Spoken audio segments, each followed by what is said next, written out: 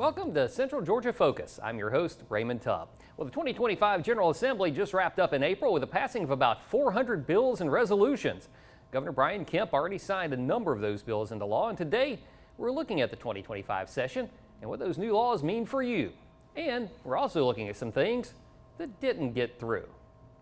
And we are joined today by two Central Georgia legislators. We've got Representative Miriam of District 142, which covers much of North and West Macon, and also Representative Blackman of District 146, which covers a long stretch of Houston County that includes parts of Perry and Bonaire. And we thank you for joining us as well. Thank you for joining us too. And we'll begin by giving you all a chance to talk a little bit about what your roles are in the legislature and a little bit about yourself. Well, thank you for having us today. I think it's really important to inform the public about what happened while we were in the 40-day session. I'm Miriam and I represent House District 142, which is really newly redistricted, where I now represent a lot of North Macon. So our duties are to, number one, our constitutional duty is to pass a balanced budget for the governor. And then we do get into a lot of other things, some tweaks to laws that may need fixing, maybe outdated, that kind of thing. We mainly go up there, to make some minor adjustments and get the governor a balanced budget. And Representative Blackman, you're chairman of the Ways and Means, so that brings some more responsibilities as well. Well, yeah, Speaker just lets me run the meetings, so that's part of our tax code that is generated out of Ways and Means. But my wife and I were, as you stated, from Houston County, and grew up there, and I've been in the legislature for a number of years, and I think we had a good, strong session. It was good for Georgians. It was, good for a number of things: our educators, our veterans, our taxpayers, and I look forward to talking about it with you today. We're going to start by talking about how the session ended. It's kind of abrupt. The Senate gavelled, and it seemed to catch the House off guard. They ended things at about 9 o'clock. Normally everything runs to midnight, and if you've got one house that's gone, the other house is kind of handcuffed and can't go any further either. So talk a little bit about that, and did that affect some legislation that you all had hoped to get through before the end of the session that ended up having to just let stuff go until next year? Well, I think, of course, it was quite a shock to us that they had sine-died that early. It's tradition for us to go until 12 o'clock, until midnight, and I think we all were looking, forward to that. As far as the bill that did not get passed, that was just really glaring, was the one addressing the school zone cameras. Mm-hmm.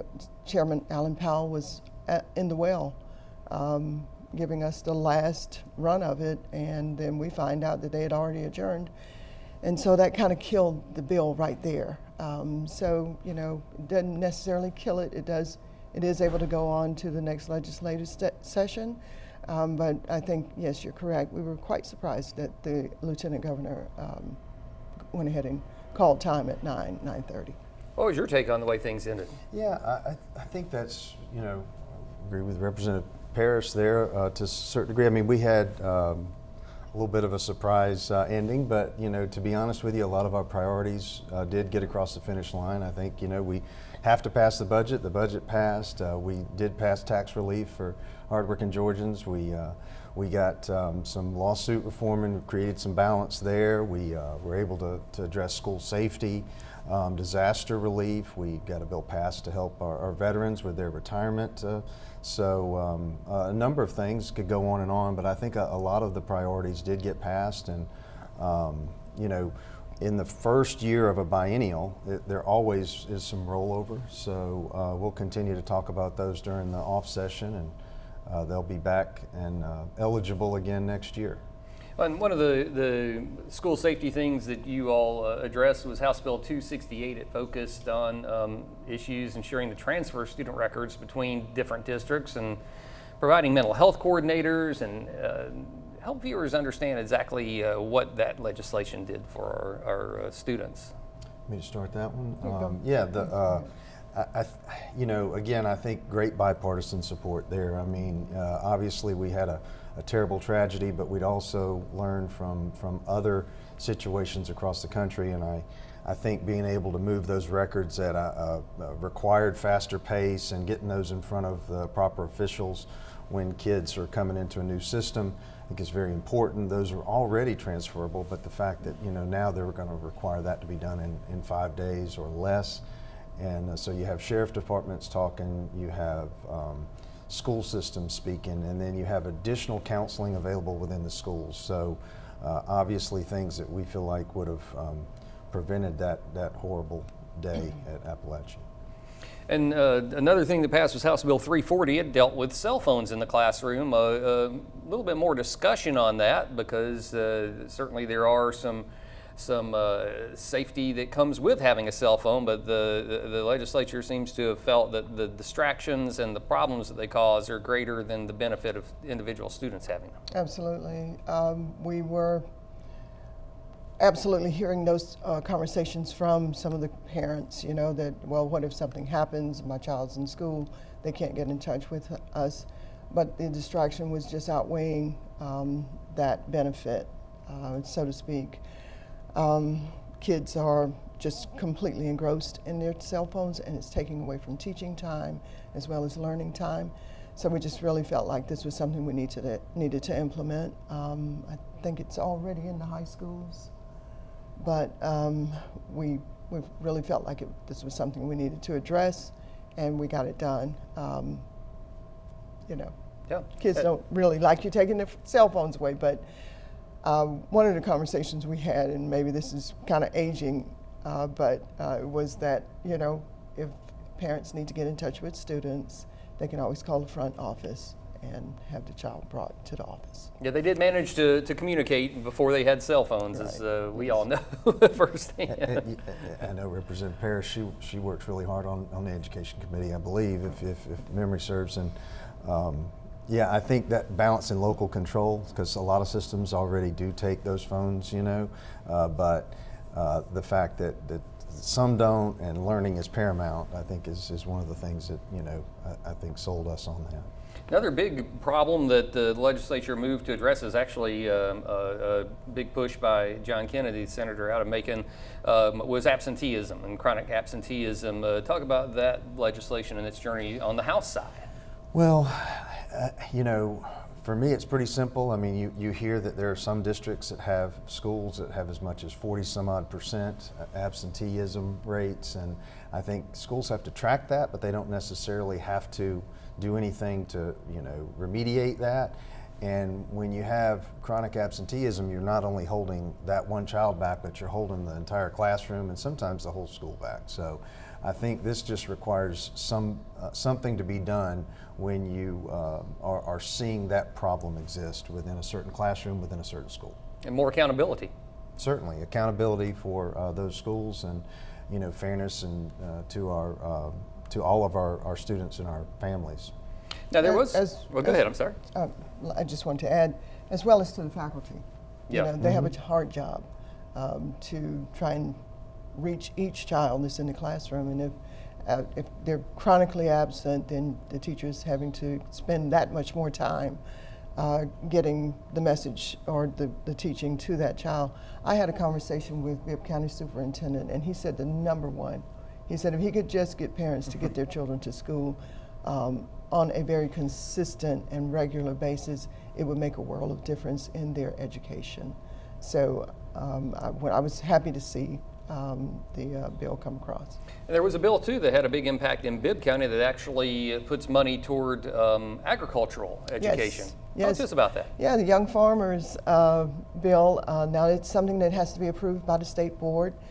They'll do that in June. It's $100,000.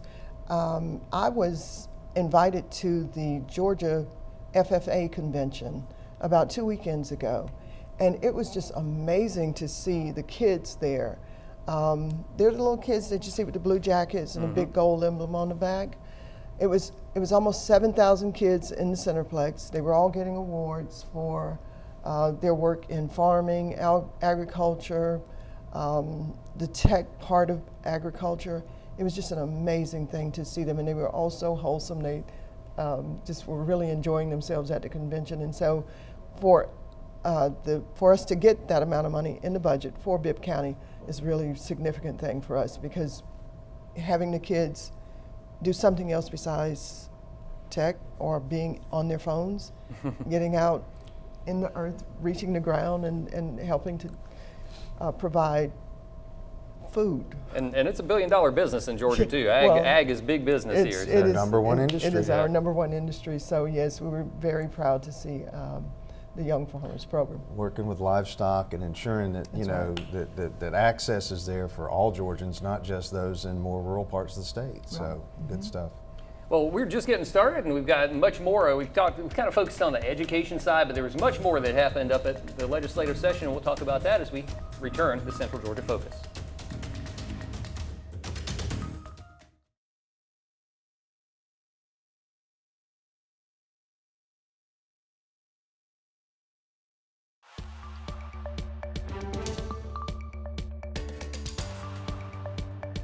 Welcome back to Central Georgia Focus, and this week we are taking a look at the legislative session that just wrapped up in April, and sometimes it's kind of confusing to keep up with what bills actually passed and what didn't make it through, and so we're trying to clear some of that up and let you know some of the events that happened. And we have with us Representative Miriam, who covers a lot of Macon and Bibb County, and Blackman, who covers a lot of Houston County. So of course the bills cover the whole state, so something of interest for everybody. And a few topics that were a little controversial that came through up there. A lot of them, it seemed like the House and the Senate sort of sidestepped them. Not all of them passed, but one bill that had some, I guess, some extra discussion was Senate Bill 36, the Georgia Religious Freedom Restoration Act. It did pass. Talk to us a little bit about what that bill was about. And Miriam, I'll let you take that. Well, from the Democrats' side, the way that we viewed the bill, it's more about culture, and for me, that's really not why I'm there. We are there to pass the budget, make sure that the economy is strong for the citizens of Georgia. This bill aimed at making it where religious organizations, if they don't agree with you, they don't have to serve you. And to me, it just was marginalizing people and separating.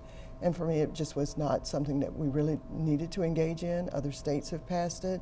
I think we've been getting along pretty well, but when we engage in culture wars, that's when things really start to heat up, and we find our paths separate at that point.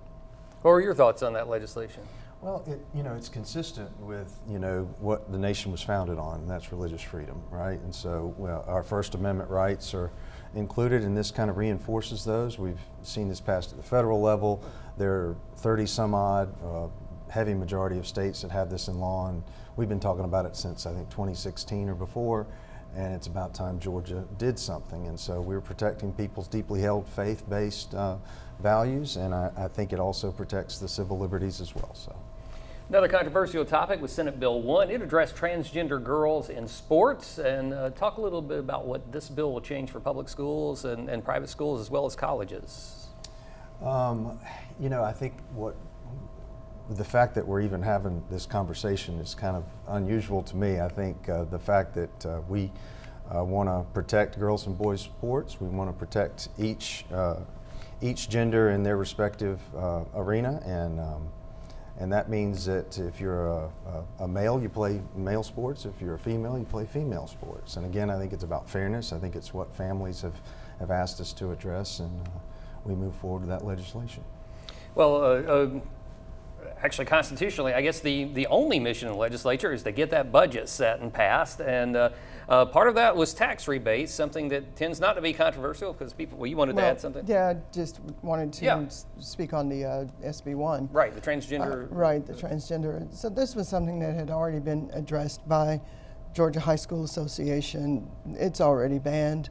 So again, we were involving ourselves in political theater. This was something very cultural. This is not what we're elected to do. I feel like the bill was only attacking people that have already been marginalized. Like I said, GHSA has already addressed it, NCAA has already addressed it, and the State Board of Education has already addressed. It's just not happening here. It was something that we felt like just did not to be on the table for us as legislators. Well, we're going back, big thing that you all have to do, your main responsibility, pass a budget, and something that not a lot of controversy about was tax rebates. For some people, $250, for others, $500. Talk a little bit about that legislation and the idea behind that, and when they might see these tax rebates showing up in the account. So that's always a plus if people are going to get a check in the mail. This was brought about through our reserve. And we've got about $13 billion in reserve. We've got a state budget of $37.8 billion. And the governor saw fit to, just give out a little bit. But it's always about the economy. That's what we're really focused on. House Bill 111 was a bill that really provided a tremendous tax break for the upper 10% of the state. So, us little folks, we get $250, $500. The upper echelon gets a bigger tax break. What were your thoughts on the? Another win for Georgians, hardworking Georgians. I mean, we've gone through, I think, an unprecedented number of years of a strong economy that is number one in the nation regarding our business environment and climate. Been able to give over $8 billion back to the individuals across Georgia, hardworking Georgians, and they spend their money better than does the government. So once again, we were able to do that. This is our third rebate.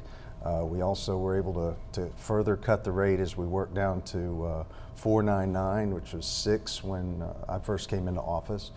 And we also have raised the standard deduction, so we're capturing a lot of people now and move them off of the tax rolls.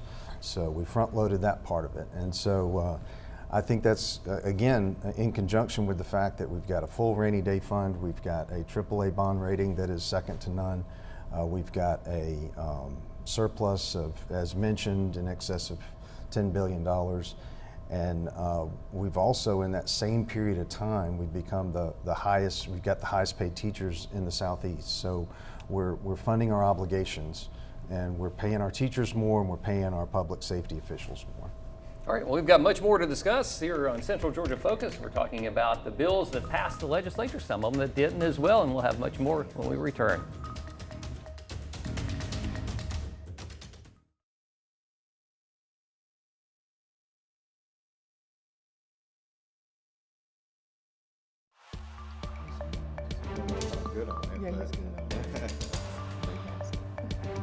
Welcome back to Central Georgia Focus. I'm your host this week, Raymond Tubb. We are joined by Miriam and Shaw Blackman, representatives at the Georgia legislature. And we're talking about what got through this district, some things that didn't. A big thing that the governor made it clear was going to get addressed, even if he had to bring you all back up there again, was tort reform. And a lot of discussion about this one. Georgia has a lot of large verdicts. Some people will say that, hey, it helps people hold businesses accountable, but others said it's actually hurting business. It's raising insurance rates for everybody. What were your thoughts on the tort reform issue and that bill getting through?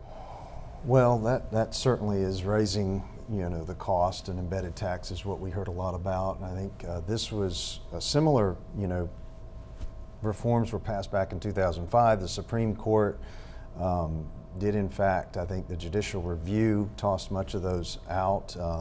This is another shot at it. I think it intended to cut down on frivolous lawsuits, again, which raises costs for everybody and all Georgians. And so we'll see how that proceeds and what Georgians can benefit there, how they can benefit there. I think there are obviously some other things that we need to and want to do to help with insurance costs. So that's something the Speaker has asked us to look into during the off session. So that'll be another piece of I think the puzzle there in trying to help Georgians.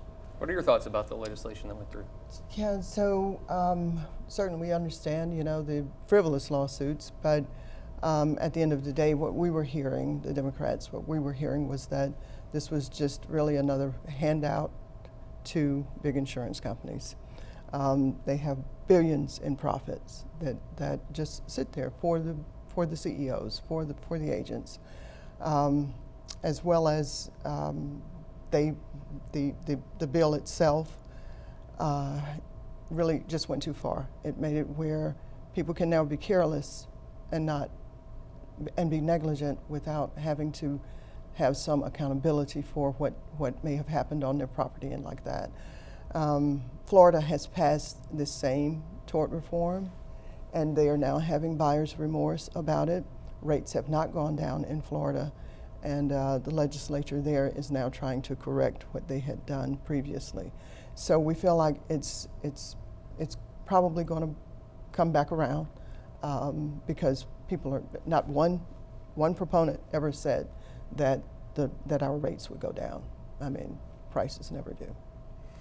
One piece of legislation that passed was the child care tax credit. Of course, child care these days, a growing burden. It's almost like a house payment for some people. And talk a little bit about what that meant. Yeah, so child care is really, like you said, it's almost like a house payment, almost like college tuition. One friend of mine told me that she had spent $20,000 in child care. So the new bill will give some relief, not enough, but we're doing as much as we can with the budget that we have, and we're really happy to, like Chairman Blackman said, this will be another win for Georgians, and we're looking forward to getting it out to them. Of course, there's also a tax credit for military retirees, always a big thing when you serve around Robins Air Force Base. Oh yeah, absolutely. We have a large veteran population across this state, particularly here in Middle Georgia. And I think we want to be on par with the rest of the country. We want to do what's right by our nation's heroes and thank them for their service. And so we were able to almost double the exemption for veteran retirees here in Georgia with regard to their income tax. And I think speaking to the child care piece, helping to incentivize business to assist with child care along with, giving dollars back to those with children under the age of 6 through a tax credit. I think it's a game changer here in Georgia, and I really look forward to seeing what that does for Georgians. And I think it's $500 for every child under 6. Is that the number? What you get is $250, $250. Which I'm shocked that I have a 5 and a 6-year-old, Mm-hmm. but child care is just incredibly expensive. And then of course, if a business does get involved, then they can get half of what they contribute back, and that's at $1,200. So if they give that, they can get up to half of that back in a credit. Now we put a sunset on that. We're going to see how it works, but I think if we can get businesses involved in helping their employees there, then that's a win too. All right. Well, real quickly, you have like maybe 15 seconds. There was one education bill you wanted to try to get through. Yes. So this session, I introduced a bill to address financial literacy for children in elementary school. Okay. And that we're really looking forward to it. It didn't get across the line, but we are going to take it up when we get back, and got a lot of excited people about it. All right. Well, thank you each for joining us, Representative Miriam Paris, Shaw Blackman, and the next session will be here before we know it, I'm sure. But thank you for joining us as well, and we will see you here next time for Central Georgia Focus.